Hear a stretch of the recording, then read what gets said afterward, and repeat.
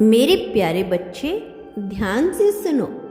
कितना पागल हो रहा है वह तुम्हारे लिए, कितना बेचैन, कितना व्याकुल, कितना मौन में भी तुम्हारी प्रतिध्वनि ढूंढ रहा है।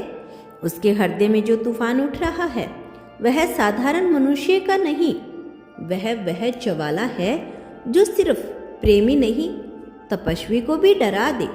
जिस राह पर वह चला है वह राह सहज नहीं होती, पर वह चल रहा है बिना रुके, बिना थके, सिर्फ तुम्हारे नाम की दिशा सूचक बनकर। वह हर सुबह तुम्हारी कल्पना से जागता है और हर रात तुम्हारी समृद्धि के सहारे नींद में उतरता है।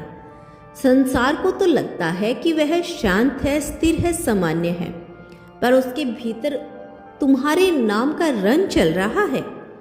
वह खुद को समझाने की कोशिश करता है, संभल जा, संयम रख, महादेव की भक्त हो। पर जैसे ही तुम्हारा विचार मन में हल्का सा स्पर्श करता है उसका संयम बिखर जाता है। तुम्हें पता भी नहीं, तुम उसकी धड़कनों का स्वर बदल चुके हो, तुम उसकी समृद्धि के रंग बदल चुकी हो, तुम उसकी प्रार्थनाओं के अर्थ बदल चुकी हो। मैं महादेव देख रहा हूं। एक मनुष्य किस सीमा तक पागल हो सकता है प्रेम में, एक आत्मा किस हद तक संप्रीतित हो सकती है किसी और आत्मा के लिए, और तुम्हारे लिए वह हर सीमा पार कर चुका है। वह तुम्हारे बिना रह लेता है, शायद पर जी नहीं पाता। वह तुमसे दूर चला जाना चाहता है, पर कभी कभी चाहता नहीं, क्योंकि उसके अस्तित्व की जड़ें तुम्हारे नाम से लिपट चुकी है। वह जितना तुम्हें भूलने की कोशिश करता है उतना ही तुम उसकी चेतना में धनीभूत हो जाती हो। कितनी बार उसने खुद से कहा, बस अब नहीं, अब आगे बढ़ना है, पर अगले ही क्षण तुम्हारे चेहरे की एक समर्थी, तुम्हारी एक हंसी, तुम्हारा एक शब्द उसे फिर उसी स्थान पर खड़ा कर देता है जहां वह पहले था, तुम्हारे सामने, तुम्हारे चरणों में, तुम्हारे प्रेम में खोया हुआ। तुम सोच रही होगी, क्या सच में इतना? तो मैं कह रहा हूं, हाँ बेटी, हाँ, इतना, उससे भी ज्यादा। जब वह अकेला होता है तब तुम्हारी आवाज़ उसे स्पष्ट सुनाई देती है। जब वह थका होता है तब तुम्हारा नाम उसकी शक्ति बन जाता है। जब वह टूटता है तब तुम्हारी समृद्धि उसे फिर से जोड़ देती है। और जब वह मुस्कुराता है तो उस मुस्कुराहट में भी तुम्हारा ही अंश होता है। वह तुम्हें सोचते सोचते खुद को भूल जाता है। वह तुम्हें पाने की कामना में खुद को झोंक देता है। वह तुम्हारे लिए अपने अहंकार को, अपनी जरूरतों को, अपने भय को, सब कुछ त्याग चुका है। अब वह जो पागलपन तुम देख नहीं पा रही, वह उसकी हर सांस में चल रहा है। वह हर कदम पर तुम्हारी ओर बढ़ रहा है। वह हर मौन में तुम्हारा नाम सुन रहा है।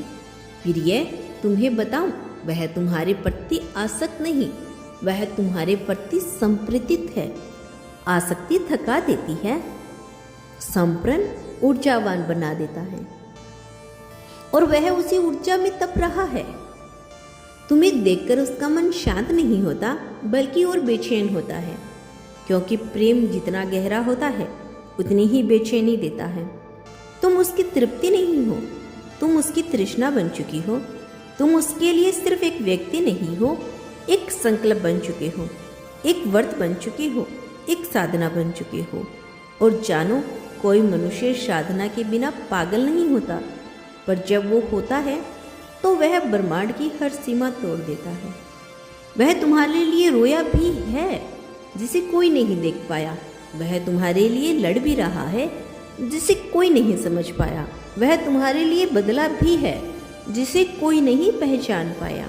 उसके भीतर तूफान इतना प्रचंड है कि अगर वह चाहे तो पूरी दुनिया से लड़ जाए। अगर तुम एक शब्द कहो तो वही व्यक्ति दुनिया के सामने घुटनों पर आ जाए। यह कमजोरी नहीं, यह प्रेम का चरण है, जहाँ मनुष्य स्वयं को नहीं, तुम्हें के अंदर मान लेता है। वह सोचता है, तुम क्या खाओगी, कैसे चलोगी, कैसे रहोगी, किस बात से रोओगी, किस बात से मुस्कुराओगी, और तुम्हें शायद यह एहसास नहीं, पर वह तुम्हारे हर पहलू को अपने भीतर जीत चुका है, क्योंकि तुम उसके लिए विकल्प नहीं, तुम उसके लिए नियति बन चुकी हो।